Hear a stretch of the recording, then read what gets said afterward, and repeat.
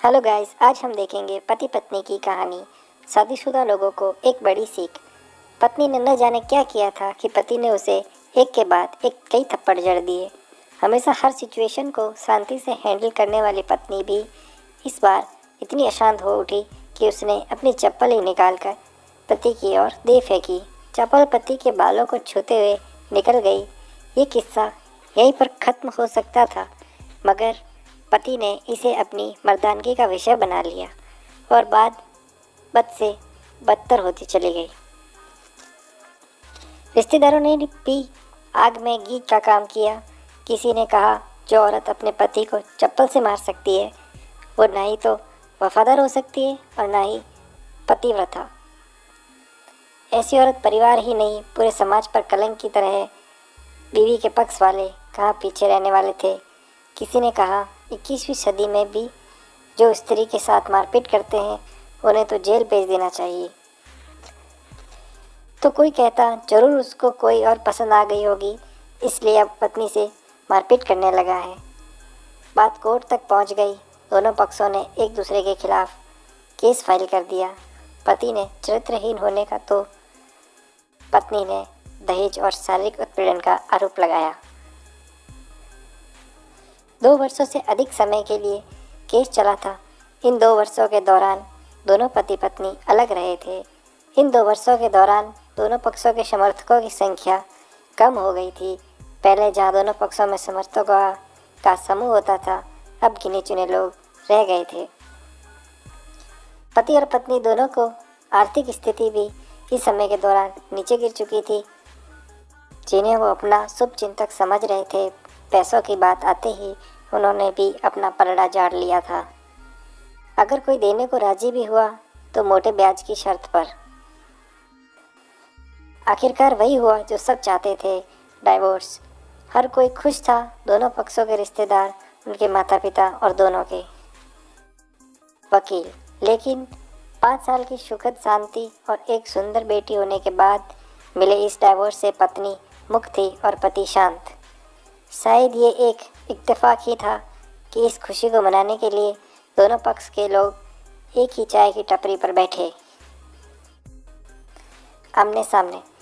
इत्तेफाक इसलिए क्योंकि ज़्यादातर लोग जो एक दूसरे के विरोध पक्ष को सपोर्ट कर रहे थे वे एक दूसरे को अच्छे से जानते भी नहीं थे।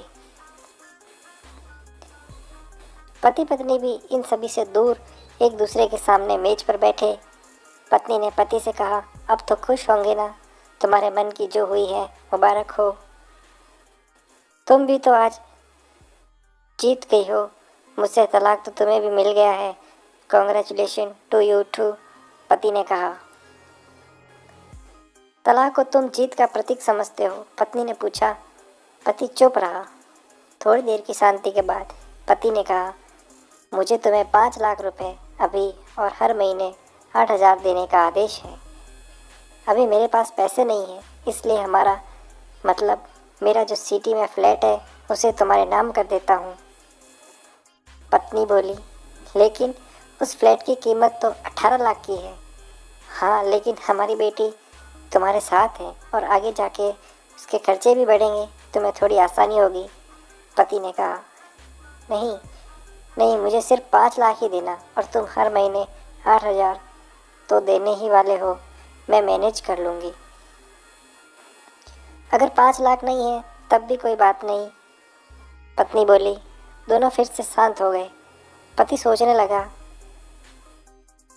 कितनी भोली है और समझदार है ये औरत, जो कुछ समय पहले तक मेरी पत्नी थी और अब अनजान।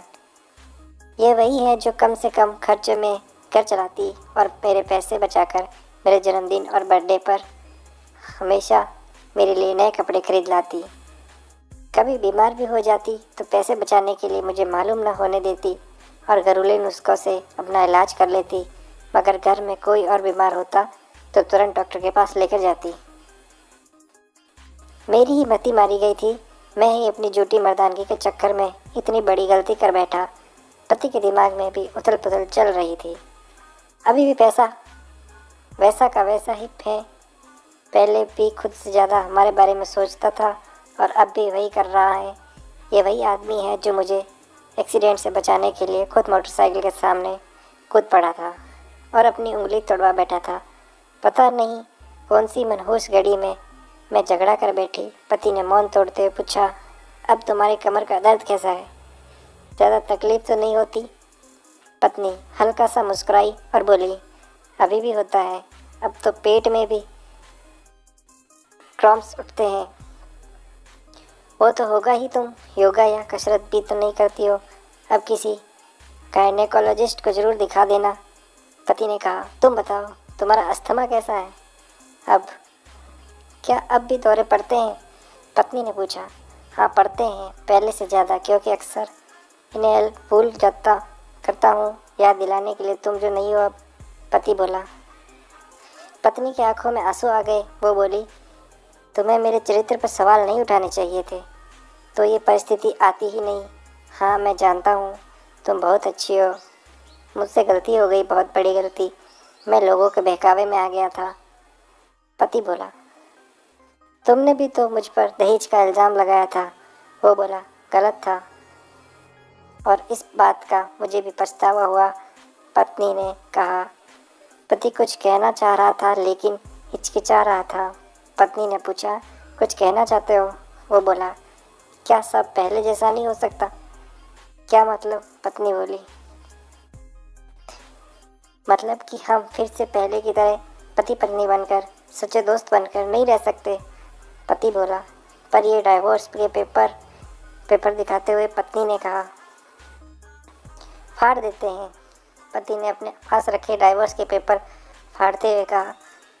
पत्नी ने भी अपने पास रखे पेपर फाड़ दिए। सभी हैरान थे, वकील, रिश्तेदार और माँ बाप।